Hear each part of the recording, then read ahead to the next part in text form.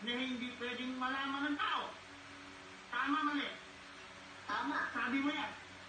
O, ano ngayon si Kristo? Bakit hindi alam niya ang kanyang pagdating? Tao ba si Kristo o Diyos? Siya ay parehong tao at Diyos. Pero, Wait ka. wait lang. Siya ay parehong tao at Diyos. Pero, wait lang. Sir, ito lang. Yun lang, sir. Ano lang? Yes. Ito lang. Doon lang, okay, sir. Yes? Oh. Ang sabi mo, ang sabi mo, ikaw nagsabi, hindi ako, ikaw may Biblia, ako wala. Tama? Ang sabi mo, eto lang, may lihim Diyos na hindi alam ng tao. Bakit hindi alam ni Kristo ang kanyang pagdating? Ang sabi mo, tao si Kristo, dapat natin. Ikaw na mismo, brother, Sir, ikaw nagsabi na hindi ako. Behave ka lang. Ikaw na o kung susundan ko yung logic mo, brother, ikaw na mismo ang bumutata sa sarili mo. Kung si Kristo parehong tao at Diyos, sa amin, Ikaw nagsabi niyan, hindi ako. hindi alam ng tao, therefore, kung si Kristo nagsasalita niya ng tao, hindi niya alam. Oh. Kasi nagsasalita siya bilang Bakit tao, hindi hindi niya niya alam? alam. Kasi Oh. nasaan yung Kasi tao si Kristo. nasaan yung tao siya. Tao si Kristo hindi. Tao siya. Tao si Nasaan Kristo yung tao hindi. siya? Ikaw na nagsabi. Oh. Ikaw na Bakit nagsabi. hindi niya nasaan alam ang yung tao pagdating niya? siya? Bilang Oh. tao, Bakit hindi niya alam ang bilang tao, pagdating niya? hindi niya alam. Bilang tao, hindi niya alam. Oh.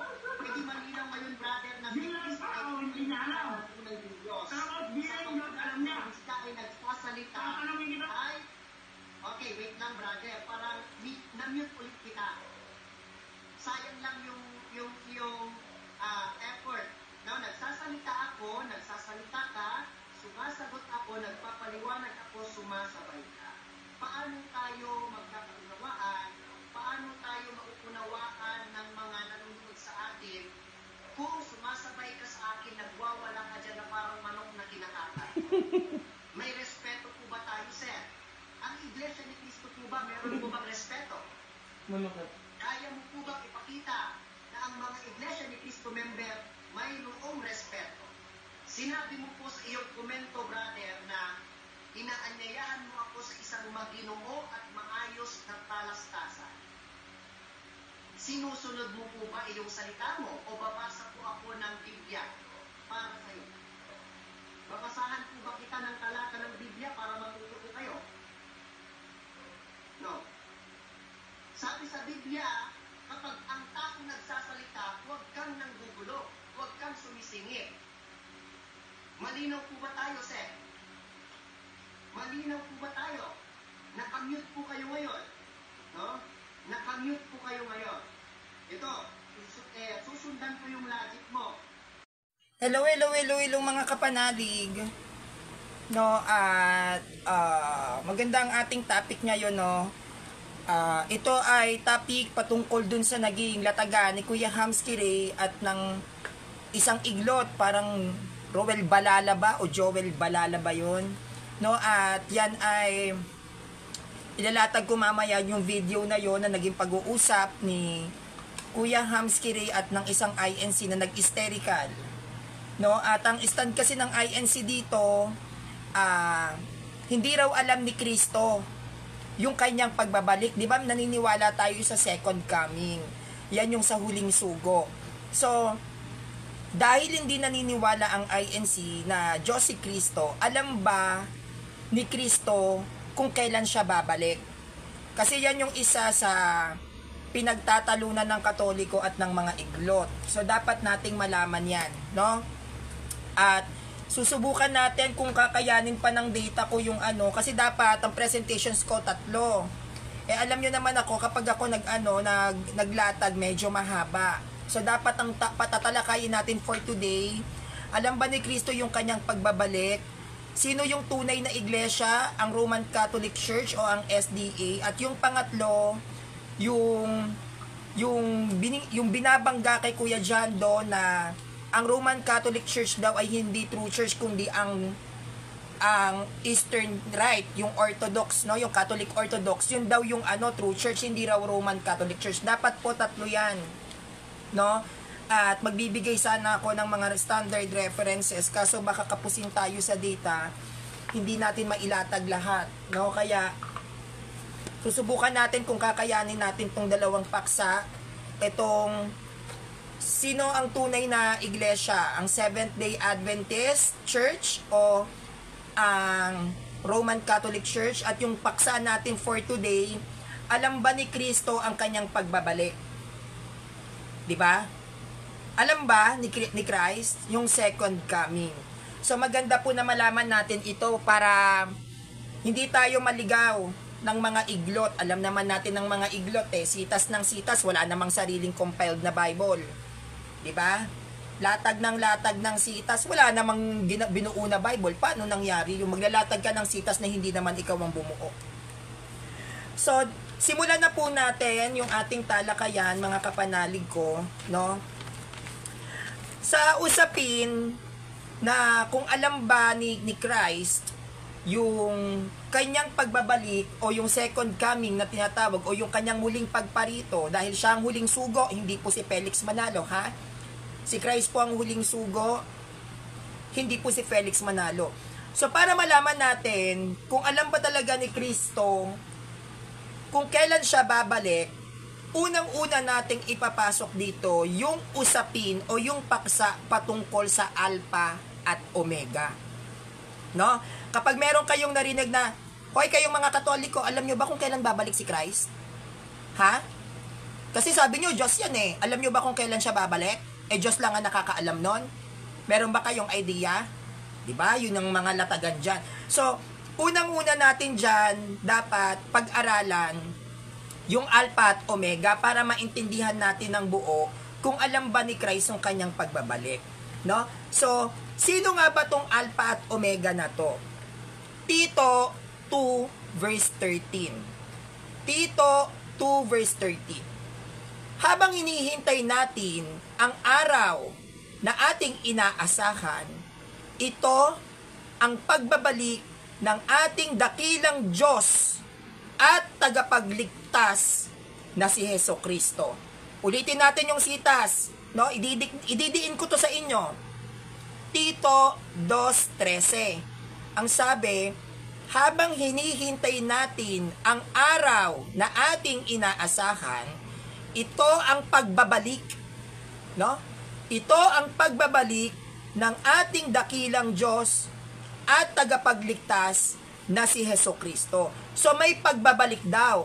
At itong pagbabalik daw na to, ito daw ay pagbabalik ng ating dakilang Diyos at tagapagligtas na si Hesukristo. Ngayon, kung meron tayong mababasa sa Tito na ito ang pagbabalik ng ating dakilang Diyos at tagapagligtas na si Hesukristo, alam ba ni Hesukristo yung kanyang pagbabalik? Alam kaya ni Kristo na siya ay muling babalik at alam niya kung kailan? Okay. Dito po sa nilatag natin sa sitas na Tito 2:13, ang sinasabi ng mga iglot dito, ng mga INC, yung dakilang Diyos daw na to na binabanggit, yan daw ang Ama. At yung tagapagligtas na si Hesukristo, kay Kristo yan. So, kung itong sitas ng Tito 2 verse 13, yung sinasabi na habang hinihintay natin ang araw ng ating inaasahan, ito ang pagbabalik ng ating dakilang Diyos. Yung dakilang Diyos daw, yan daw ang Ama. At tagapagligtas na si Hesukristo, yung tagapagligtas si Kristo. So, lalabas sa second coming kasama Ama na babalik. Paano siya muling babalik? Hindi naman siya nagkatawang tao. Pag sinabing pagbabalik, may salitang pagbabalik, pag sinabing may pagbabalik, nagmula na siya dito sa atin. Hindi naman nagkatawang tao ang Ama. Paano siya muling babalik? Diba? Paano siya muling babalik? Nagkatawang tao. Kaya nga, ang sabi, ito ang pagbabalik. So, pag sinabing ito ang pagbabalik, galing siya dito. Diba? Pagbabalik nga meron ba nagbabalik na hindi ka pa nakakapunta? Pwede bang sabihin ko yung bansang Amerika, babalik ako dyan ha, pero hindi pa ako nakakapunta? Hindi. So, hindi pwede na ito ang pagbabalik ng ating dakilang Diyos. Ito yung Ama, hindi pwede kasi hindi naman siya nagmula sa sanlibutan. Pwede ba nating sabihin na hindi pa tayo nakakapuntang halimbawa ng Saudi? O ibabalik kami dyan, tas hindi ka pa nakakapunta. Pwede bang ganon? So, tatandaan natin, pag sinabing pagbabalik, ibig sabihin, galing ka doon sa lugar na yon. Yun yung pagbabalik, no? Kaya dito, malinaw, sa Tito 2 verse 13, habang hinihintay natin ang araw ng ating inaasahan, ito ang pagbabalik ng ating dakilang Diyos at tagapagligtas na si Hesukristo. So, hindi po kasama ang Ama dito, kasi pag sinabi nilang kasama ang Ama, magbabalik ang Ama, edi hindi pala si Kristo ang huling sugo, pati ang Ama. So, mali ang interpretation. Bakit? Paanong magbabalik ang Ama, mga kapanalig? No? Paanong magbabalik ang Ama? Nagkatawang tao ba yung Ama para bumalik dito? Di ba hindi naman? Nagkatawang tao ba? Tandaan natin, si Kristo ang huling sugo.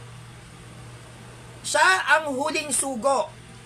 So kung Ama yan na magbabalik dahil siya ang dakilang Diyos, sabi ng INC, dalawa ang magbabalik. Dalawa ang sugo. Lalabas, sugo din ng Ama. Mali ang interpretasyon. Hindi po ba? Mali ang interpretasyon. Okay. Ngayon, nagbasa tayo na merong magbabalik na dakilang Diyos at tagapagligtas na si Hesukristo. Tanong, sino ba ang magbabalik na dakilang Diyos at tagapagligtas? Sino tong magbabalik na to? Sanrio, linawan mo naman, nalilito ako, nalilito. Sino yung sinasabi sa Tito na ito ang pagbabalik ng ating dakilang Diyos at tagapagligtas? Sino yan? Paano mo nalamang si Kristo yan? Meron ka bang batayan? Okay. Linawan natin. Pahayag 1:8. Pahayag 1:8. Anong sabi rito sa Revelation 1 verse 8 o Pahayag 1:8? Ako ang Alpha at ang Omega. Sabi ng Panginoong Diyos sa makapangyarihan sa lahat. Diyos sa kasalukuyan, sa nakaraan, at siyang darating. So yung darating pala at yung magbabalik, yan yung tinatawag na Alpha at Omega. Dahil malinaw sa Pahayag 1:8 ang sabi dito, ako ang Alpha at Omega. Sabi ng Panginoong Diyos. So Panginoong Diyos, yung Alpha at Omega. No? Anong sabi rito? Pahayag 1:8. Didiin ko Ako ang Alpha at Omega. Sabi ng Panginoong Diyos. Panginoong Diyos pala tong Alpha at Omega. Na ano? Na makapangyarihan sa lahat. So itong Alpha at Omega na to, siya ang Panginoong Diyos na makapangyarihan sa lahat. So meaning to say, Diyos to. At anong klase itong Alpha at Omega? Ayon sa Pahayag 1:8, siya ang Diyos sa kasalukuyan, sa nakaraan, at siyang darating. So ang ibig sabihin ng Alpha at Omega dito sa Pahayag 1:8, siya ay Panginoong Diyos na makapangyarihan sa lahat. At pag sinabing Alpha at Omega, siya ang Diyos ng kasalukuyan, Diyos sa nakaraan, at siyang Diyos na darating at magbabalik. Yun yung Alpha at Omega. Itong Alpha at Omega sa Pahayag 1:8 ang siyang tinutukoy sa Tito 2 verse 13 na habang hinihintay natin ang araw ng ating inaasahan, ito ang pagbabalik ng ating dakilang Diyos at tagapagligtas na si Hesukristo. Ito ang pagbabalik ng ating dakilang Diyos at tagapagligtas. So dahil may pagbabalik, so ibig sabihin pag may pagbabalik, ito ay mula sa nakaraan. May pagbabalik. So itong pagbabalik na to ng dakilang Diyos at tagapagligtas ay literal at bulgarang inihayag sa Pahayag 1:8 na ang sabi, ako ang Alpha at Omega, sabi ng Panginoong Diyos na makapangyarihan sa lahat. Diyos sa kasalukuyan, sa nakaraan, at siyang darating. So, meaning to say, ang Tito 2 verse 13, na ito ang pagbabalik ng ating dakilang Diyos at tagapagligtas ay Alpha at Omega. At itong Alpha at Omega na to, siya ay Panginoong Diyos na makapangyarihan sa lahat. At ang paglalarawan sa Alpha at Omega, siya ay ang Diyos sa kasalukuyan, Diyos sa nakaraan, at Diyos na siyang darating. Kaya malinaw, no? Ang darating, ang magbabalik na dakilang Diyos ay ang Alpha at Omega. Ang huling sugo o yung darating sa second coming, Alpha at Omega. Okay. Sino ba tong Alpha at Omega na to? Sino tong Alpha at Omega na to? Makinig kayo mga iglot ha. Di kayo nag-aaral. Okay. Pahayag 22, versikulo 12-13. Pahayag 22, versikulo 12-13. At sinabi ni Jesus, si Kristo nagsasalita, si Jesus. At sinabi ni Jesus, makinig kayo, o mga sulpot, si Kristo nagsasalita ha. At sinabi ni Jesus, pahayag 22, versikulo 12-13, at sinabi ni Jesus, mga sulpot, makinig kayo. Darating na ako. Darating na ako. Dala ko ang mga gantimpalang ibibigay sa bawat isa ayon sa kanyang ginawa. Darating na ako. Si Kristo na nagsabi niyan sa pahayag. Ayon mismo sa sulat ni San Juan, ni Apostle Juan. Revelation, darating na ako. So bakit siya darating? Kasi wala siya dito. 'Di ba? Meron bang dumating na nandiyan na? So wala. Ano ang description sa Alpha at Omega sa pahayag 1:8? Siya ang Diyos sa kasalukuyan, sa nakaraan, at siyang darating. So meaning to say, ang Alpha at Omega na to ay si Kristo. Dahil sabi niya sa pahayag 22, versikulo 12-13, at sinabi ni Jesus, makinig kayo, darating na ako. Ang darating ay ang Alpha at Omega. At ang Alpha at Omega ayon sa paglalarawan sa banal na kasulatan sa aklat ni Tito 2:13, no? Ito ang pagbabalik ng ating dakilang Diyos at tagapagligtas na si Jesucristo. Siya babalik. Kaya malinaw sa pahayag 1:8, ako ang Alpha at Omega, ibig sabihin niyan, ako si Kristo. Ako ang Alpha at Omega, sabi ng Panginoong Diyos na makapangyarihan sa lahat. Siya daw ang Alpha at Omega, Diyos sa kasalukuyan, sa nakaraan at darating. Bakit ba darating si Christ? Saan siya nagmula? Sa nakaraan. At paglalarawan sa pahayag 1:8, ako ang Alpha at Omega, sabi ng Panginoong Diyos na makapangyarihan sa lahat. So yung darating, siya yung Panginoong Diyos na makapangyarihan sa lahat. Kaya ang sabi ni Kristo sa pahayag 22, versikulo 12-13, at sinabi ni Jesus, makinig kayo, darating na ako. Bakit siya darating? Kasi wala siya dito. So sino ba yung magbabalik? Si Kristo. Sino ngayon si Kristo? Siya ang Alpha at Omega. Siya ang Diyos sa kasalukuyan, sa nakaraan, at siyang darating ayon sa pahayag 1:8 dahil siya ang Alpha at Omega. Kaya yan ay inilarawan ng Tito 2:13, ito ang pagbabalik ng ating dakilang Diyos at tagapagligtas na si Jesucristo. Malinaw ha? Malinaw. Okay. So sa malinaw na paglalatag ng Sanrio, ang Alpha at Omega ay si Jesucristo. At pag sinabing Alpha at Omega, yan ang una at ang huli, ang simula at ang wakas. Pag sinabing Alpha at Omega, yan ay nilalarawan bilang una at huli, ang simula at ang wakas. Yan ang Alpha at Omega. No? Kaya ayon po, no, sa kahulugan ng Alpha at Omega sa mga sitas na nilatag ko sa inyo, ayon lalong-lalo na ayon sa talata na may Panginoong Diyos na sinasabi dito sa Pahayag 1:8. Ako ang Alpha at Omega, sabi ng Panginoong Diyos na makapangyarihan sa lahat. No? At siyang darating at ang dakilang Diyos na magbabalik, ito yung Alpha at Omega. Yan ay direktang sinabi ni Kristo, letra por letra. Ako ang Alpha at Omega.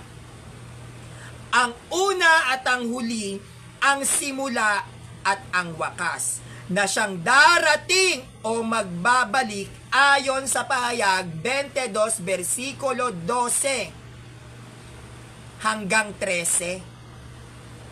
Siya yung magbabalik, hindi si Felix Manalo. Utang na loob. Ang huling sugo, si Kristo, siya magbabalik, hindi si Felix Manalo. Ano ba klaseng utak to? No? Okay. Dito tayo sa Isaiah 44 verse 6. Lumang tipan.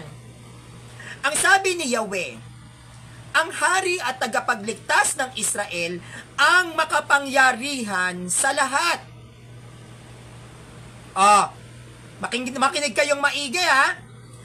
Ang sabi ni Yahweh, ang hari at tagapagligtas ng Israel ang makapangyarihan sa lahat. Ako ang simula at ang wakas. Walang ibang Diyos maliban sa akin.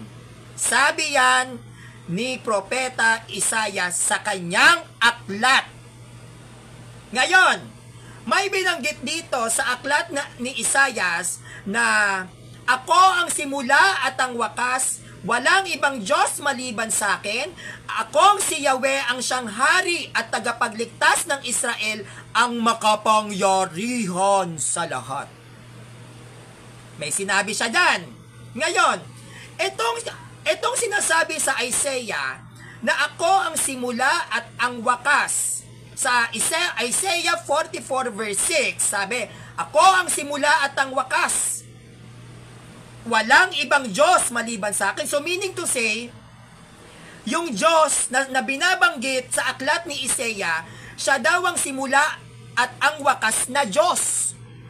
So kapag sinabing ikaw ang simula at ang wakas, ikaw ay Diyos, sabi sa aklat ni Isaiah. Isaiah 44 verse 6. Ngayon, sino ba ang simula at ang wakas na Diyos na ito? Sino ba yung simula at ang wakas na Diyos na ito? Pahayag 22, versikulo 12-13. Pahayag 22, versikulo 12-13, anong sabi? Sinabi ni Kristo, ako ang Alpha at ang Omega, ang simula at ang wakas. Si Kristo nagsabi, claim niya, ako ang simula at ang wakas. Ano ba ang claim dito sa aklat ni Isaiah 44 verse 6? Sabi, ang sabi ni Yahweh, ang hari at tagapagligtas ng Israel ang makapangyarihan sa lahat. Ako ang simula at ang wakas, walang ibang Diyos maliban sa akin. So, claim ni Yahweh na siya ang simula at ang wakas, walang ibang Diyos maliban sa akin. Ganun din ang pagkiklaim ni Kristo. Ano ba ang claim ni Kristo? Ang sabi ni Kristo sa Pahayag 22, versikulo 12-13. Sinabi ni Kristo, ako ang Alpha at ang Omega, ang simula at ang wakas. Kapag ikaw ay nag-claim na ikaw ang simula at ang wakas, Diyos ka. At ang simula at ang wakas na yan ay inilalarawan bilang Alpha at ang Omega. Kaya masamanlinaw na paglalarawan dyan, magmula sa Old Testament, may Alpha at Omega na umiiral. Kaya nga sabi ni Yahweh, di ba, sa 44 verse 6, ako si Yahweh, ako ang simula at ang wakas. Sabi niya, ako ang simula at ang wakas. Walang ibang Diyos maliban sa akin. At ganun din ang sinabi ni Kristo sa Pahayag 22, versikulo 12-13. Anong sabi? Sinabi ni Kristo sa bibig niya, ako ang Alpha at Omega, ang simula at ang wakas. Kung hindi Diyos si Kristo, bakit niya sinabing ako ang simula at ang wakas? Ako ang Alpha at Omega. Tanging Diyos lamang ang may karapatang mag-claim na ako ang Alpha at Omega. Aba, sinungaling ang Kristo. Nagke-claim na siya ang Alpha at Omega, na siya ang simula at ang wakas. Sinungaling pala. Okay. Ngayon, linawan natin ng linawan ng maigi. No? Linawan pa. Babawan mo, Sandrillo, malalim. Okay. Babawan. Ano ba ang Alpha at ang Omega? Ano ang Alpha at Omega? Pahayag 1.8. Pag sinabing Alpha at Omega, ayon sa Pahayag 1.8, ako ang Alpha at Omega, sabi ng Panginoong Diyos na makapangyarihan sa lahat. Pahayag 1.8 ha. Ako ang Alpha at Omega, ako ang Alpha at Omega, sabi ng Panginoong Diyos na makapangyarihan sa lahat. Pahayag 1.8. No? Ngayon, sabi naman dito sa sabi naman dito sa Pahayag 22 versikulo 12-13, sinabi ni Kristo, ako ang Alpha at Omega, ang simula at ang wakas. Pahayag 22 versikulo 12-13, sabi niya, ako ang si Kristo, ang Alpha at Omega, ang simula at ang wakas. At kung babasahin natin ang Pahayag 1.8, ano tong Alpha at Omega na to? Ako ang Alpha at Omega, Pahayag 1.8, sabi ng Panginoon Diyos. May Diyos. Ako ang Alpha at Omega, sabi ng Panginoon Diyos na makapangyarihan sa lahat. Malinaw naman si Kristo na siya ang Alpha at Omega, at inilarawan ang Alpha at Omega na Panginoong Diyos na makapangyarihan sa lahat. At ito ay tuwirang claim ni Kristo sa Pahayag 22:12-13. Sinabi ni Kristo, ako ang Alpha at Omega, ang simula at ang wakas. At ang Alpha at Omega ay inilarawan bilang Panginoong Diyos na makapangyarihan sa lahat. Hindi naman mahirap intindihin yan. Itong mga iglot na to. Si Kristo ay tunay at totoong Diyos dahil siya ang Alpha at Omega. At ang Alpha at Omega, yan ay inilalarawan bilang simula at wakas. Walang ibang Diyos maliban sa akin. Oh, di ba? Diyos si Kristo, siya ang darating, siya ang muling babalik, hindi si Felix Manalo. Okay. Ngayon, nailatag ko sa inyo yung Alpha at Omega. No? Nailatag ko sa inyo. Ngayon, ang stand ng INC, pag sinabi na si Kristo ang simula at ang wakas, ibig sabihin, alam niya yung nakaraan at yung mangyayari sa katapusan. Alpha at Omega. Alam niya ang past, ang present, at ang future. Yan ang Alpha at Omega.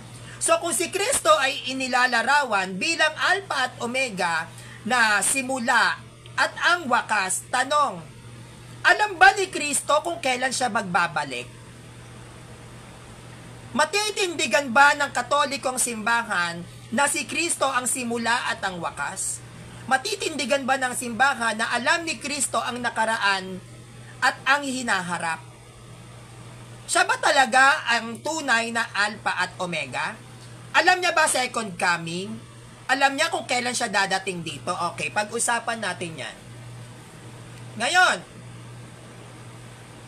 sabi ng mga iglot, ng mga INC, kung si Kristo ay Diyos, bakit daw hindi niya alam ang kanyang pagparito? Diyos nyo pala si Kristo, kayong mga Katoliko kayo eh. Bakit hindi alam ni Kristo kung kailan siya babalik? Yan. Stand yan ng Iglesia ni Kristo, no? Kasi ayon sa kanilang doktrina, dito sa mga iglot na to, no, sa mga pigsang to, kung si Kristo daw ay tunay na Diyos at 100% God, bakit daw hindi niya alam ang kanyang pagbabalik? Never daw na matatawag at hindi mo pwedeng tawagin na si Kristo ay all-knowing God dahil meron silang inilalatag na sitas. Dito tayo magkakaroon ng conflict. Makinig po kayong maigi sa part na to. No? Medyo komplikado. Okay. Sabi dito, ng mga INC, sa sitas nila para patunayan na si Kristo daw ay hindi all-knowing God, di raw niya alam lahat ng bagay, na hindi daw siya ang Alpha at Omega, ayon dito sa Sirach 42 verse 8. Ang kagalang-galang na Diyos ang nakakaalam ng lahat ng bagay na dapat malaman. See? Sirach 42 verse 8. Ang kagalang-galang na Diyos ang nakakaalam ng lahat ng bagay na dapat malaman. Dahil hindi nila Diyos si Kristo, hindi daw to alam ni Christ. Yung lahat ng bagay, hindi siya all-knowing God. Itong Sirach 42 verse 8. At ito din ang sitas na inilalatag ng mga iglot para sabihin na maging sa araw ng kanyang muling pagbabalik o yung tinatawag nating Judgment Day o araw ng paghuhukom, hindi daw yan alam ni Christ. Pinagdidikdikan nila ng pinagdidikdikan yan. At meron pa silang sitas na ilalatag sa inyo para pamalian na si Kristo ay hindi Diyos. Na si Kristo hindi niya alam kung kailan siya babalik. Ano tong sitas na to? Marcos 13 verse 32. Marcos 13, versikulo 32. Tandaan nyo to. Sitas to ng INC. Baka latagang kayo neto, maligaw kayo. Ito yung kinakailangang mga pointers na dapat alam nyo, mga kapanalig. Okay, anong sabi sa Marcos 13, verse 32? Ngunit tungkol sa araw o oras na yaon ay walang nakakaalam. Kahit mga anghel sa langit, kahit ang anak, kundi ang ama. I repeat, Marcos 13 verse 32. Ngunit tungkol sa araw o oras na yaon ay walang nakakaalam. Kahit mga anghel sa langit, kahit ang anak, kundi ang ama. No? Kundi ang ama. Ngayon, paano natin to dedepensahan? No? Itong sinabi ni Marcos sa sulat ng kanyang aklat sa Marcos 13 verse 32, no? Tungkol sa araw o oras na yaon ay walang nakakaalam. Kahit nga daw ang anghel, hindi alam eh. Kahit ang anghel sa langit, hindi niya alam. Kahit ang anak, hindi niya alam. Ang ama lang pala nakakaalam ng oras. Paano natin itong ipapaliwanag ngayon? No? Okay, ganito kasi yan. Itong sitas ng Marcos 13 verse 32 na sinasabi, ngunit tungkol sa araw o oras na yaon ay walang nakakaalam, kahit mga anghel sa langit, kahit ang anak, kundi ang ama. Itong sitas na to, no, na sitas na yan kay Kristo, ay nilalatag nila para patunayan na hindi Diyos si Kristo at hindi siya all-knowing God. Ngunit tatandaan natin, no, na ang sabi ni Kristo, si Kristo ay nagsasalita ng may pag-iingat sa tao. May dahilan kung bakit ganyan ang sinabi ni Kristo. May dahilan yan. Yan ang sinasabi ko eh. Sa mga INC, wala kayong exegetical context. Ano nga ba dahilan? Bakit sinabi niya ni Kristo? Dahil si Kristo, during the time nung siya'y nangangaral, siya'y maingat na nagsasalita sa tao. Bakit? Dahil si Kristo, pag siya'y nangangaral, hindi naiintindihan ng ibang mga nakikinig sa kanya yung kanyang sinasabi sa sobrang lalim. Malalim yan si Kristo, di ba? Mahilig nga yan sa ano? Ano ba ang tawag doon? Parables? Talinghaga? Hindi naiintindihan kasi usually yung followers ni Christ during that time, mga illiterate, mga mahihirap, mga no read, no write. Kaya noon, nung tuwing nangangaral si Christ, siya'y maingat na nagsasalita sa tao. Kaya ganito ang kanyang naging statement. Ano ba ang ibig kong sabihin? Ano bang ibig kong sabihin? Okay. Gagamit tayo ng sitas. Mateo 24 verse 36 to 44. Matthew 24 verse 36 to 44. Makinig kayong maigi, malalim na aral to. Ngunit tungkol sa araw at oras na yaon ay walang nakakaalam. Kahit ang mga anghel sa langit, yung mga anghel, maging ang anak man, no? Ang ama lang ang nakakaalam nito. Ang pagdating ng anak ng tao, which is si Kristo, ay tulad ng panahon noon ni Noe. Noong mga araw na yon, bago bumaha, ang mga tao'y nagsisikain at nagsisipag-asawa hanggang sa araw na pumasok si Noe sa barko. Hindi nila namamalayan ang nangyayari habang sa dumarating ang baha. At tinangay silang lahat, gayon din ang mangyayari sa pagdating ng anak ng tao. No? Ano ang mangyayari pagdating sa anak ng tao? Ang sabi dito, nung mga araw na yon bago bumaha, so bago lipulin ng mundo ng baha, yung mga tao daw, ang mga tao'y nagsisikain at nagsisipag-asawa. No? Hanggang sa araw na pumasok si Noe sa barko. So nagpa-party-party mga tao. Walang kamalay-malay na may darating na matinding pagbaha. Hindi nila namamalayan ang nangyayari hanggang sa dumating ang baha. At tinangay silang lahat, gayon din ang mangyayari sa pagdating ng tao. So dito daw, ganun din daw ang mangyayari sa pagdating ng anak ng tao kapag dating sa Judgment Day. Ano ang nangyari sa panahon ni Noe? Ayon dito sa Mateo 24 verse 36 to 44, hindi nila alam. Hindi nila alam na magkakaroon ng matinding pagbaha. Hindi alam ng mga tao sa Old Testament na sila ay lilipulin ng Diyos sa pamamagitan ng tubig. At malinaw ang sabi rito, gayon din ang mangyayari sa pagdating ng tao. Hindi paaalam sa ating mga tao kung kailan siya babalik. Bakit? Dahil sinabi na mismo ni Kristo yon, na sa pagdating, sa muling pagbabalik ng anak ng tao, walang tao ang makakaalam kung kailan siya darating. Kaya ganyan na naging statement niya sa Marcos 13 verse 32, ngunit tungkol sa oras na yaon ay walang nakakaalam. No, walang nakakaalam kahit mga anghel sa langit, kahit mga anak, kundi ang Ama. Hindi niya pwedeng sabihin nung siya ay nagkatawang tao pa, siya ay tao at buhay. Hindi niya pwedeng sabihin, alam ko kung kailan ako darating, alam ko kung kailan ako babalik. Hindi yan pwedeng sabihin ni Christ.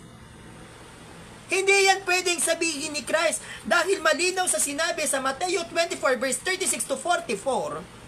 No, ang sabi, hindi nila namamalayan ang nangyayari hanggang sa dumating ang baha at tinangay silang lahat. Gayon din ang mangyayari sa panahon.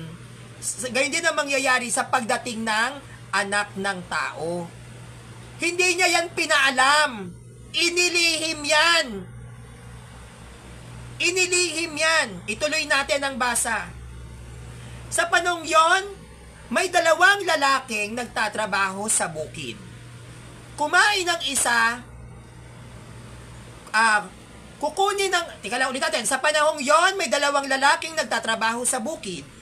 Kukunin ang isa at iiwan ang pangalawa. Okay. May dalawang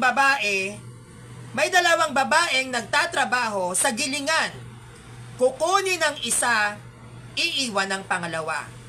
Kaya't maging handa kayo, dahil hindi nyo alam kung kailan darating ang Panginoon. Anong sabi niya? Unawain nyo ito. Saksak nyo sa kokote nyo. Kaya't maging handa kayo, sabi ni Kristo. Maging handa kayo. Dahil hindi nyo alam kung kailan darating ang Panginoon. Unawain nyo to. Hindi nyo alam, sabi ni Kristo, kung kailan ako darating. Intindihin nyo.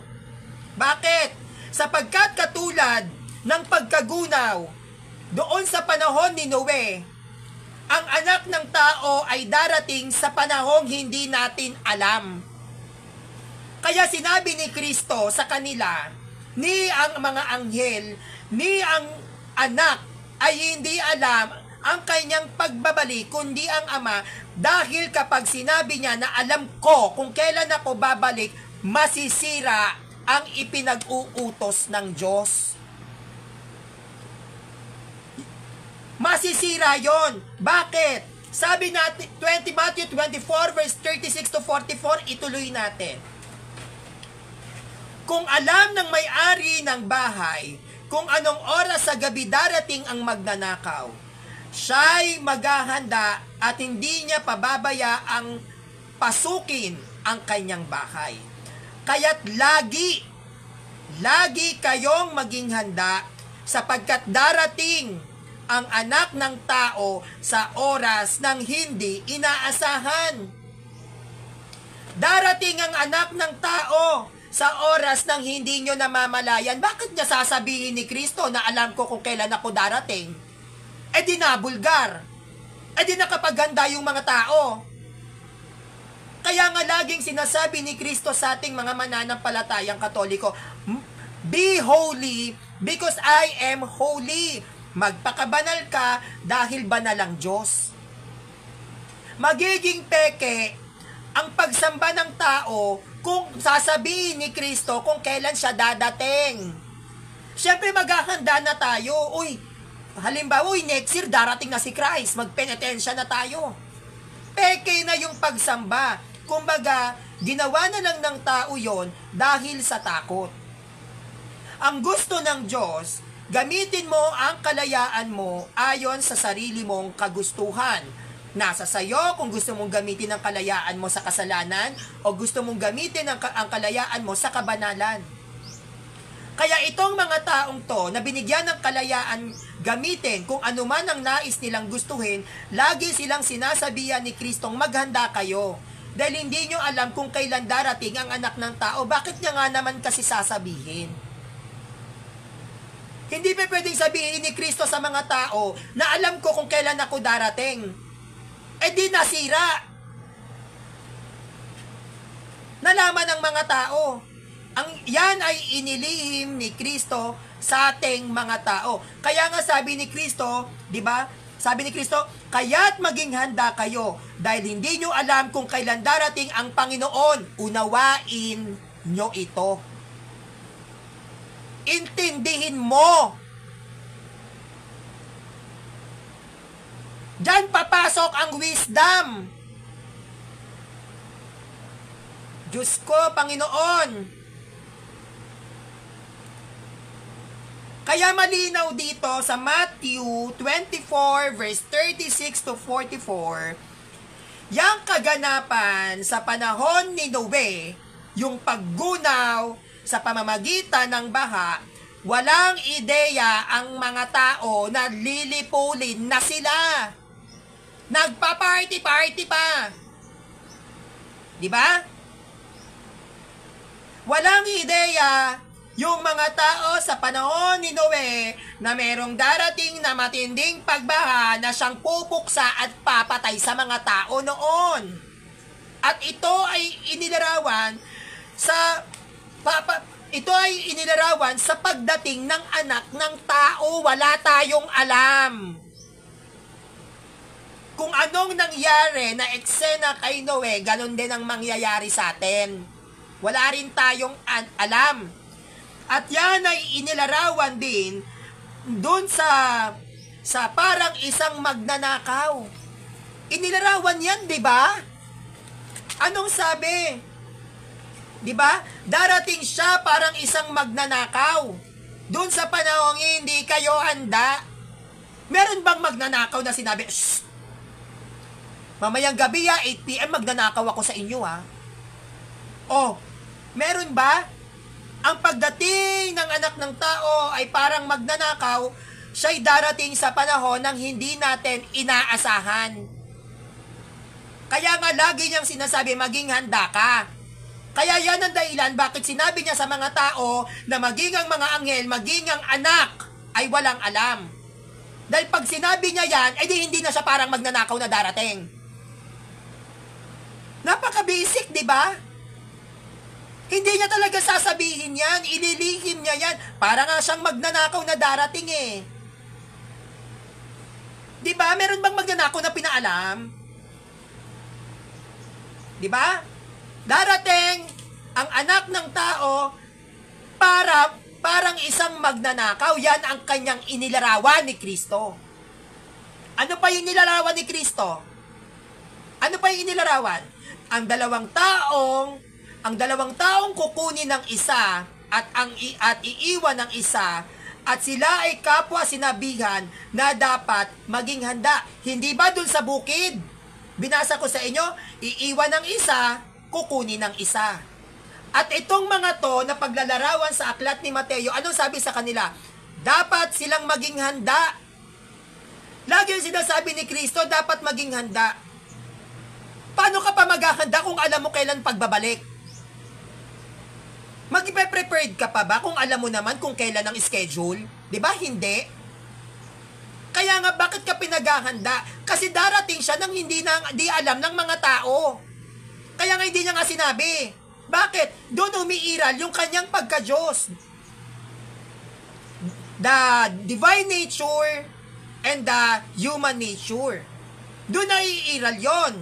Labas na tayo doon, hindi natin kailangan malaman yon. Kaya nga tayo pinaghahanda. Hindi ba? Okay. Kaya nga sabi, ang dalawang taong kaninang isinasalaysay o inilalarawan, kukunin daw ang isa at iiwan ng isa.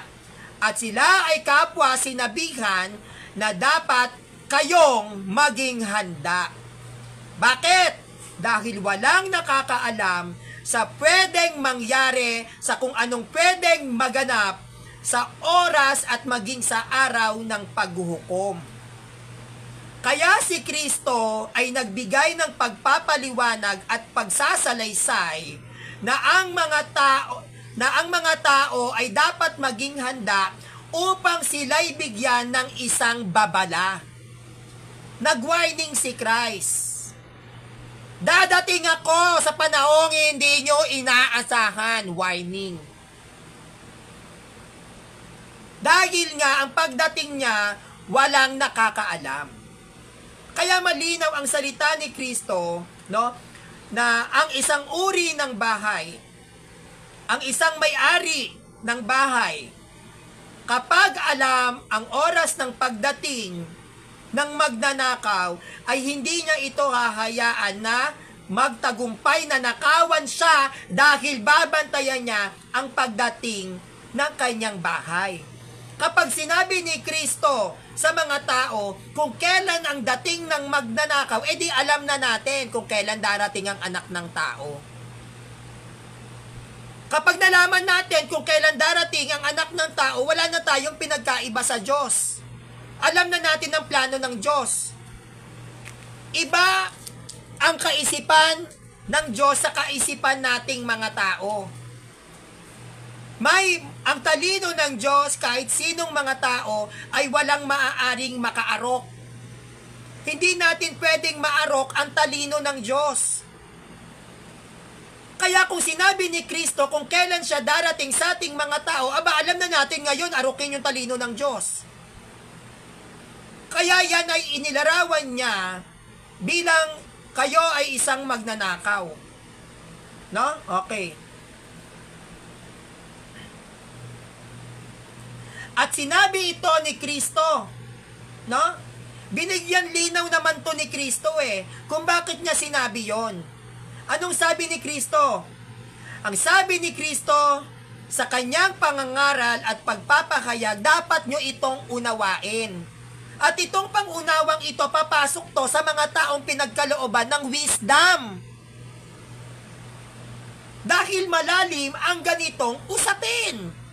Hindi maiintindihan, hindi ito maiintindihan ng walang karunungan. Kaya kung may karunungan ka, madali mo lang to maiintindihan. No? Kaya, di ba? Anong sabi ni Kristo? Anong sabi ni Jesus? Sinabi ni Jesus na hindi niya alam ang araw ng pagbabalik dahil ang kanyang pagdating ay parang magnanakaw. Sinabi na ni Kristo yon sa mga tao, ang pagbabalik ng anak ng tao ay parang magnanakaw. May magnanakaw bang sinabi kung kailan siya babalik? Inilarawan ni Kristo na ang aking pagbabalik ay katuparang isang magnanakaw. Inilarawan niya yon sa mga tao na ang pagbabalik ng anak ng tao ay parang magnanakaw. Dapat mong unawain, sabi ni Kristo, ang alin, i-define magnanakaw. May magnanakaw bang pinaalam na nanakawan ka? Hindi. Kaya ganon ang sinabi niya sa mga tao. Ni ang mga anghel, ni ang anak ng tao ay hindi alam ang kanyang pagbabalik. Dahil nga, inilarawan na ni Kristo sa mga tao na intindihin nyo na ang pagbabalik ni Kristo ay parang magnanakaw. That's it. Doon pa lang malinaw na sinabihan na tayo ni Kristo, oy, babalik ako mga tao ha, parang magnanakaw. Bakit niya sasabihin kung kailan siya babalik? Nilarawan niya nga, pagbabalik niya na parang magnanakaw. Hindi na siya magnanakaw na pag inamin sa inyo. May magnanakaw bang umamin sa plano niya na nakawang ka? Di ba hindi? Sinong magnanakaw na nagplano na nanakawang kita sa ganitong oras diyan sa may second floor ninyo? Di ba wala? Kaya sinabi niya na ni ang anak hindi alam ang kanyang pagbabalik dahil nga magnanakaw ang paglalarawan. Diyos ko, Panginoon.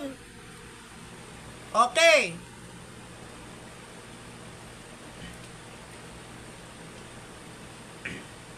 Kaya, ang ibig kong sabihin, sinabi ni Kristo, na hindi niya alam ang araw ng paghuhukom dahil ang kanyang pagdating ay parang magnanakaw. Wala pong magnanakaw na nagsabi at nagbigay ng info sa inyo na nanakawang kayo. Kaya sinabi niyang hindi niya alam. Kasi nga ang pagbabalik niya parang magnanakaw. Okay. Kaya lagi niyang binibigay diin, maging handa kayo.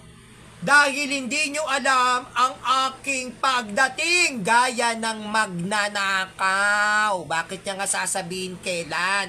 Gaya nga ng magnanakaw No? Okay.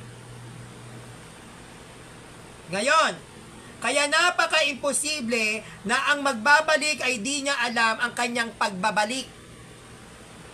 Siya yung babalik, hindi niya alam kailan siya magbabalik. Walang ganon. Siya yung magbabalik dito. Hindi niya alam kung kailan siya babalik. Ano yan? Sinasabi niyo ba na kulang ang karunungan ng Diyos? Ina-underestimate niyo ang wisdom ng Diyos? Ha? Si Kristo ang babalik, hindi niya alam kung kailan siya babalik? So kapag ganun pala ang mentality ng INC, minamaliit niyo wisdom ng Diyos. Ang kapangyarihan ng Diyos. Okay. Kinig kayo makinig kayo. Unang Korinto 1, versikulo 24. Sa mga tinawag, Hudyo at Grego, siya ang Kristo na siyang makapangyarihan at karunungan ng Diyos. Uulitin natin. Unang Korinto 1, 1:24. Sa mga tinawag, Hudyo at Grego, Hudyo at Hentil, no? Sa mga tinawag, hindi lang Hudyo ang tinawag, kahit ang mga Hentil, kasi sa mga tinawag, Hudyo at Grego, siya ay Kristo na siyang makapangyarihan at karunungan ng Diyos. Si Kristo ay karunungan ng Diyos. May mga bagay na Diyos lang ang nakakaalam na di na kaya pang arukin ng pangunawa at kaalaman ng tao. Nakita nyo sabi ni Pablo, 1 Corinthians 1 verse 24, may mga bagay na Diyos lang ang nakakaalam na di na kaya pang arukin ng pangunawa at karunungan ng tao. Pag sinabing may mga bagay na Diyos lang ang nakakaalam, may mga inililihim ang Diyos sa tao. Kaya sinabi ni Kristo na hindi niya alam ang kanyang pagbabalik dahil yan ay inilihim niya sa tao kasi nga siya'y darating parang isang magnanakaw. Kaya ganyan ang sabi ni Pablo sa 1 Corinthians 1 verse 24, may mga bagay na Diyos lang ang nakakaalam na hindi na kaya pang arukin ng pangunawa at kaalaman ng tao. May mga bagay na inililihim ang Diyos sa tao, katulad ng pagbabalik ni Kristo. Bakit niya sasabihin? Inilihim nga. Yan yung mga bagay na hindi na natin kaya pang abutin. Kaya nga pinaghahanda tayo ni Kristo. Darating ako, parang magnanakaw, maghanda kayo. Dahil ang Diyos may mga bagay na dahil ang Diyos may mga bagay na siya lang ang nakakaalam. Hindi na natin yun kaya pang abutin. Diyos ko day, inday. Deuteronomio 29 verse 29. Ang mga bagay na lihim. Deuteronomio 29 verse 29. Ang mga bagay na lihim ay nauukol sa Panginoon nating Diyos. Yung mga bagay na hindi na sa ating tuwirang nilantad ng Diyos, yan ay nauukol para lang sa Kanya. Kaya nga sabi sa Deuteronomio 29 verse 29, ang mga bagay na lihim ay nauukol sa Panginoon nating Diyos. Pag nilihim, Diyos lang ang nakakaalam. Ngunit, ang mga bagay na hayag ay nauukol sa atin at sa ating mga anak magpakailanman upang ating magawa ang lahat ng mga salita ng kautusang ito. Kapag inilihim ng Diyos, Diyos lang ang nakakaalam. At may mga bagay na ihahayag ang Diyos sa atin para malaman natin kung ano ang tamang pagsamba sa Kanya. Huwag nyo nang pilitin na kailangan pang sabihin sa atin ni Kristo kung kailan siya darating dahil may mga bagay na inilihim ang Diyos sa tao na hindi na natin kaya pang arukin. At si Kristo ang karunungan ng Diyos. Kung hindi alam ni Kristo kung kailan siya babalik, yung karunungan ng Diyos hindi buo. Kung si Kristo ang karunungan ng Diyos, alam niya lahat ng iniisip ng Diyos. Karunungan nga eh. Sadyang may mga bagay na inililihim ang Diyos sa ating mga tao, katulad ng kanyang pagbabalik. Kaya nga yan inilarawan bilang isang magnanakaw. Kung sasabihin pala ni Kristo kung kailan siya babalik, kaya dapat di niya sinabi na para siyang magnanakaw. Bakit ka pa maghahanda? Bakit ka pa sabihan ni Kristo, maganda ka, magpakabanal ka, dahil ako'y banal? Pwede naman niya palang sabihin kung kailan siya babalik. Inilihim nga, di ba? Pinipilit niyo na dapat sabihin ni Kristo, inilihim. Pag Pag sinabing inilihim, hindi na natin kaya pang abutin. Bakit inilihim yan? Diyos na nakakaalam yan. Dahil kung alam natin kung kailan darating si Kristo, wala tayong pinagkaiba sa Diyos. At hindi ka pwedeng sabihin na hindi alam ni Kristo yung kanyang pagbabalik dahil si Kristo ang karunungan ng Diyos. Alam ba ni Jesus ang lahat ng bagay? Si Jesus ba ay isang all-knowing God? Alam niya ba lahat? John 16 verse 30. Ngayon ay nakilala namin na nalalaman mo ang lahat ng mga bagay. Si Juan, kausap niya si Kristo. John 16 verse 30.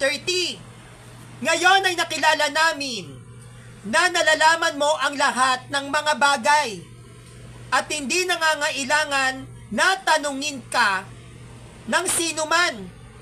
Dahil dito'y magsisisampalataya kami na ikaw ay nagbuhat sa Diyos. Alam ni Kristo ang lahat ng mga bagay. Si Juan na nagsabi, Kung alam niya lahat ng mga bagay, meaning alam niya ang nakaraan, alam niya ang hinaharap, alam niya kasalukuyan. Alam ni Kristo ang lahat ng bagay. Ibig sabihin, all-knowing si Kristo. At ang all-knowing na yan, o yung alam ang lahat ng bagay, yan ay paglalarawan lamang sa Diyos. Apostle Juan, mali. John 16 verse 30, kausap niya si Christ, ngayon ay nakilala namin na nalalaman mo ang lahat ng mga bagay at hindi nangangailangan na tanungin ka ng sino man. Hindi na kailangan tanungin si Christ, alam niya lahat. Sino ba nakakalam lahat ng bagay? Ng past, ng future, ng present? God. Alpha and Omega. Sinabi na ni Juan, alam ni Kristo lahat ng bagay, hindi na siya kailangan tanungin pa. Paano hindi niya malalaman yung pagbabalik niya? Alam nga niya lahat ng bagay. Bakit? Dahil si Kristo ang karunungan ng Diyos. Pag alam ni Kristo ang karunungan ng Diyos, hindi niya alam kung ano iniisip ng Diyos. Alam. Christ is the wisdom of God. Paano hindi niya malalaman ang pagbabalik niya? Wisdom ng God, hindi niya alam? Aba, limitado ang wisdom ng God. Kalawa, John 21 verse 17.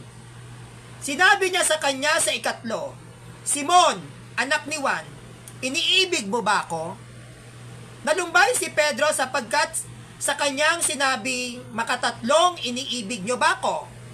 At sinabi sa kanya, sabi ni Pedro, Panginoon, yan, kinausap niya si Kristo, nakulitan. Panginoon, nalalaman mo ang lahat ng bagay. Alam ni Kristo lahat ng bagay, all-knowing God yan. Nalalaman mo na kita'y iniibig. Sinabi sa kanya ni Jesus, pakainin mo ang aking mga tupa. Si Pedro sinabi, Panginoon, alam mo lahat ng nababagay. Alam mo na iniibig kita. Bakit kailangan mo pa ako tanungin, Panginoon, alam mong iniibig kita, alam mo lahat ng bagay. Bakit alam ni Kristo ang lahat ng bagay? Dahil siya ang Alpha at Omega. Dahil siya ay isang all-knowing God. At ang kanyang pagbabalik, yan ay kanyang inilihim sa ating mga tao. Pero nag-iwan siya ng babala na maghanda kayo. Dahil ang pagbabalik ko ay parang sa panahon ni Noe. Babalik ako sa panahon ng hindi kayo handa. Dahil kung alam ninyo ang pagbabalik ni Kristo, bakit pa tayo maghahanda? Alam na naman natin. Alam na natin, ba't ka pa magpe-prepared? Diba? Ang mga alagad mismo ni Kristo, even the 12 apostles, kahit yan si Judas Iscariote na yan, na nagtraidor, alam nila na si Kristo, alam niya ang lahat ng bagay. Alam nila that Jesus Christ is a all-knowing God. Kung meron mang statement, pagtuturo, pangangaral, pagsasalita o pagsasalaysay si Kristo na kanyang sinabi na hindi niya alam ang kanyang pagbabalik, hindi dahil si Kristo na ay isang tao lang na which is limitado ang pangunawa, na which is limitado ang karunungan. Hindi dahil si Kristo ay tao lang sa INC, kaya hindi niya alam ni Kristo kung kailan siya babalik. Hindi yon ang dahilan. Hindi din dahil si Kristo ay nag-anyong alipin at nakitulad sa mga tao na mababasa sa aklat ng Pilipos 2:6-8 ay naging limitado ang kanyang karunungan. Hindi din.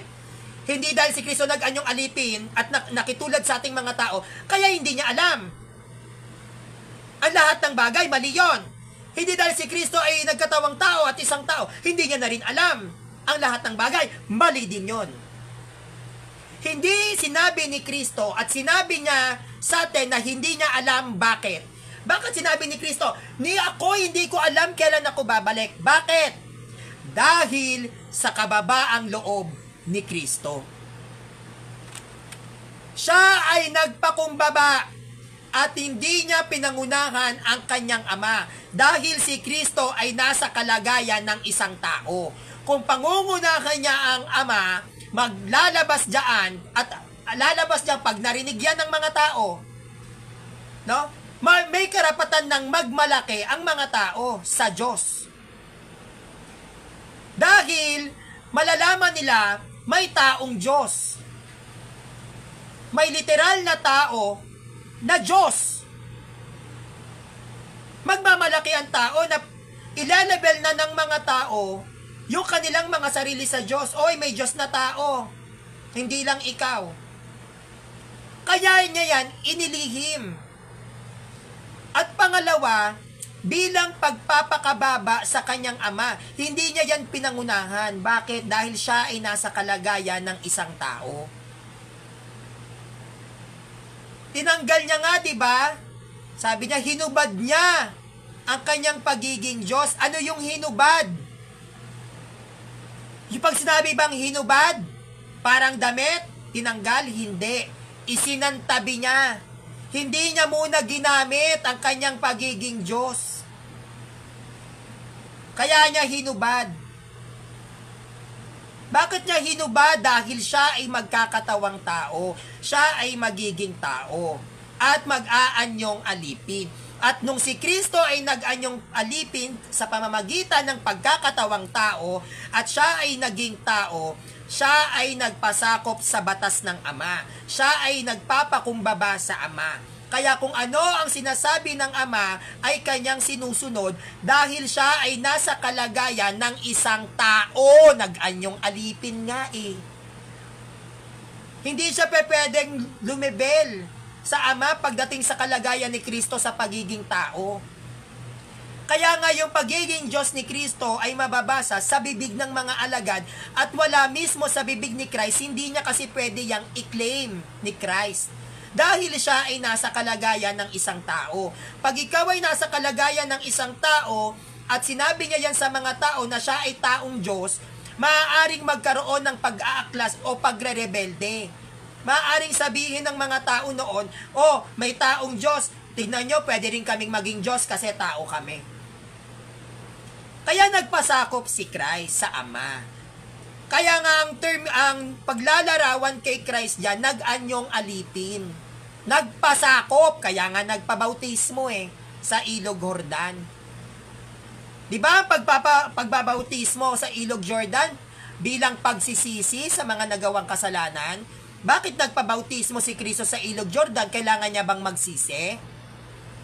Meron ba siyang ginawang kasalanan para magpabautismo? Wala. Pero bakit siya nagpabautismo pa rin? Bilang pagpapasakop dahil yon ang kautusan ng Ama sa lumang tipan. Yon ang kautusan ng Ama sa mga tao. Dahil si Kristo ay nagkatawang tao at naging tao, kailangan niyang sumunod bilang tao. Nagpabautismo kahit wala siyang kasalanan. Ganun din sa hindi niya pagsasabi sa tao kung kailan siya darating. Kailangan niyang magpasakop sa Ama. Kailangan niyang magpakumbaba sa Ama dahil siya ay nasa kalagayan ng isang tao. Hindi niya pwedeng pangunahan ng Ama. Kaya yun ang doon pinakita ni Kristo ang kanyang kababaang loob. Na? Okay. Pahayag 19:12. At ang kanyang mga mata ay ningas ng apoy, at sa kanyang ulo ay maraming diadema, at siya'y may isang pangalan na nakasulat na sino man ay di nakakaalam kung hindi siya rin. So dito sa pahayag 19 verse 12, ang tinutukoy dito si Kristo sa kanyang pagbabalik. Nung siya sa kanyang pagbabalik, ang sabi dito, at ang kanyang mga mata ay ningas ng apoy. Ito yung magbabalik. Ito yung magbabalik. Ito yung magbabalik sa second coming. Ang sabi sa pahayag 19 verse 12, at ang kanyang mga mata ay ningas ng apoy, at ang kanyang ulo ay maraming diadema, at siya'y may isang pangalan na nakasulat na sino man ay hindi nakakaalam kung hindi siya rin. So yung magbabalik na huling sugo rito, which is si Christ, meron siyang pangalan na siya lang ang nakakaalam. So hindi na Diyos ang Ama, kasi siya lang ang nakakaalam eh. Oh, yung magbabalik, yung huling sugo, si Kristo, ang sabi sa pahayag 19 verse 12, paano inilarawan ng pahayag 19 verse 12? Yung magbabalik na huling sugo. Ito, paglalarawan ha, yung magbabalik na huling sugo, sabi rito, ang kanyang mga mata ay ningas ng apoy, at sa kanyang ulo ay maraming diadema, at siya'y may isang pangalan na nakasulat na sino man ay hindi nakakaalam kundi siya rin. Siya lang ang nakakaalam ng pangalan niya, hindi rin alam ng Ama. So paano yun? Hindi Diyos ang Ama, kasi si Kristo lang nakakaalam. Siya lang nakakaalam ng pangalan niya eh. Oh, paano yun? Salungatan. Diyan papasok na may mga inilihim ang Diyos sa tao, na tanging Diyos lang ang nakakaalam, na hindi na kayang arukin ng kaisipan ng tao. Dahil kung alam natin ang karunungan ng Diyos, Diyos na rin tayo. Yun nga ang dahilan kung bakit may pagkakaiba pagdating sa tao at sa Diyos. Dahil ang karunungan ng Diyos hindi natin kayang abutin, pero kayang abutin ng Diyos ang karunungan ng tao. At yung mga karunungan na yan ng Diyos, na hindi natin kayang abutin, yan yung kanilang mga nilihim. Yan yung kanilang mga nilihim. Di ba? Kaya tatandaan natin, alam natin na si Kristo ay muling magbabalik sapagkat siya ang huling sugo. At dito sa pahayag 19 verse 12, ang sabi rito, siya lang daw ang nakakaalam ng kanyang pangalan. Wala nang iba. Kaya kung literal na pangunawa ang gagamitin nating mga Katoliko, hindi din all-knowing God ang Ama. Dahil si Kristo lang nakakaalam ng kanyang pangalan. Hindi din niya pwedeng malaman ang lahat ng bagay. Bakit? Dahil hindi din alam ng Ama ang pangalan ng darating. Kaya si Kristo ay all-knowing God. Ang Ama ay all-knowing God. Christ is 100% man and Christ is 100% God. Iisang pagka-Diyos. Ama at ang anak. John 10 verse 30, ako at ang Ama ay iisa. John 10 verse 30, ako at ang Ama ay iisa. Bakit? Sapagkat si Kristo ang karunungan ng Diyos. Si Kristo ang larawan ng Diyos nang hindi nakikita. Christ is the image of the invisible God. Kung ano ang karunungan ng Diyos, yun ang karunungan ni Kristo. Kung ano ang karunungan ng Ama, yun ang karunungan ng anak. Alam ni Kristo kung kailan siya magbabalik. Sadyang inilihim lamang niya to sa ating mga tao dahil may mga karunungan na tanging Diyos na lang ang nakakaalam. Dahil kung ang lahat at kabuuan ng karunungan ng Diyos ay malalaman nating mga tao, wala na tayong pinagkaiba sa Diyos. Tatandaan ninyo, tayong mga tao ay hindi kahit kailan makahihigit sa Diyos. At isa sa hindi natin kayang abutin ay ang karunungan ng Diyos. Siya lang ang nakakaalam ng lahat ng bagay. Kaya laging sinasabi ni Christ, maging handa kayo. Maging handa kayo dahil ang aking pagbabalik ay parang magnanakaw. magpakabanal kayo, maging banal ka, sapagkat akong si Kristo ay banal. Katulad sa panahon ni Noe, ako ay darating sa panahon ng hindi mo inaasahan. Kaya wag nilang sabihin na hindi alam ni Christ ang kanyang pagbabalik. Alam niya yan. Inilihim niya lamang sa atin dahil siya ay nagpasakop sa kanyang ama. At ito ay pagpapakita ng kababaang loob. So sana po nagustuhan nyo ang presentations natin patungkol sa kung alam ba ni Christ ang kanyang pagbabalik. Kung alam ba ni Kristo yung kanyang pagdating. No? Kasi sinasabi ng INC, hindi daw alam ni Christ. Sana naging malinaw po sa inyo ang talakayang ito. Mamaya-maya pong konti, i-check ko lang yung data balance ko. Magta-topic naman tayo patungkol sa True Church, SDA, laban sa Catholic Church. No? So yun lang po. Maraming salamat. Maraming salamat sa mga nanood. Please subscribe on my YouTube channel, Sanrio TV. At abangan nyo po mamaya ang ating magiging live presentations again patungkol naman kung True Church nga ba ang Seventh-day Adventist. Yun lang po, maraming salamat at magandang tanghali po sa inyong lahat. Ngayon po ay mahal na araw, tayo po ay magnilay-nilay at magsaliksik sa kung ano ang nais ipagawa sa atin ng ating Panginoong Diyos. Yun lang po, God bless you at pray unceasingly. Maraming salamat po, bye-bye po sa inyong lahat.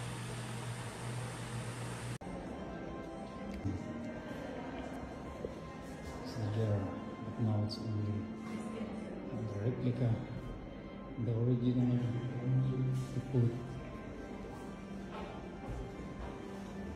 into the museum.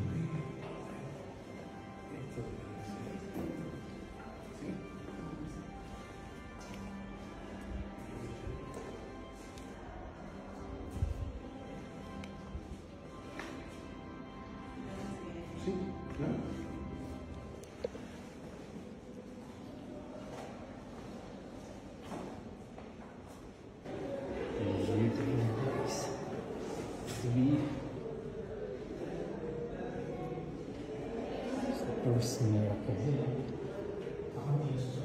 The jar will be used